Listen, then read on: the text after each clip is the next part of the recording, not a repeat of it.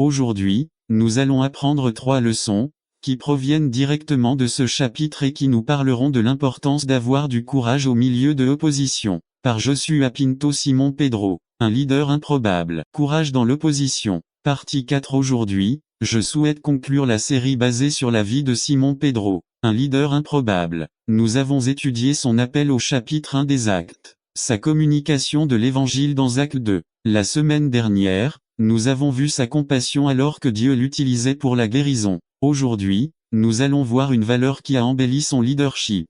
Face à l'opposition et au tétois de son époque, il n'a pas couru ni choisi la voie de la moindre résistance. Revoyons ce qui s'est passé une fois le paralytique guéri au nom de Jésus. Une foule s'est rassemblée.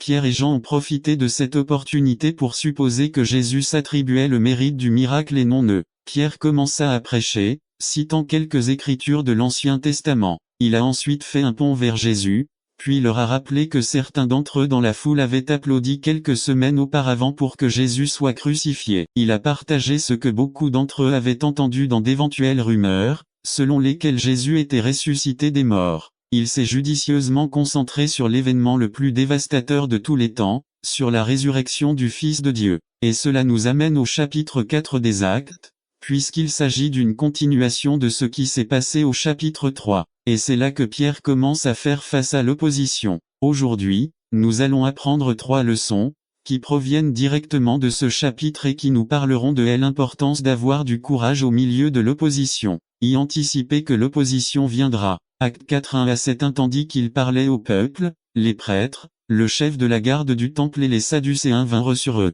2 irrités d'enseigner au peuple et d'annoncer en Jésus la résurrection d'entre les morts. 3 et ils leur imposèrent la main et les mirent en prison jusqu'au lendemain, parce qu'il était déjà tard. 4 mais beaucoup de ceux qui avaient entendu la parole crurent et le nombre d'hommes était comme. N'attendez pas qu'il soit trop tard. Devenez membre de la chaîne Today et bénéficiez de réconfort et de soutien dans les moments difficiles. Cliquez sur le lien dans la description de la vidéo. Mardi 9 avril 2024 page 15005 Le lendemain, les chefs, les anciens et les scribes se rassemblèrent à Jérusalem, 6 ainsi qu'Anne, le grand prêtre, et Caïphe, et Jean, et Alexandre, et tous ceux qui étaient de la famille du haut prêtre 7 et les plaçant au milieu, ils leur demandèrent, par quel pouvoir, ou en quel nom avez-vous fait cela? NKJV à l'opposition se présentera de différentes manières et sous différentes formes, et Jésus a promis que nous aurions de l'opposition. Jean 15-20 Souvenez-vous de la parole que je vous ai dite. Un serviteur n'est pas plus grand que son maître.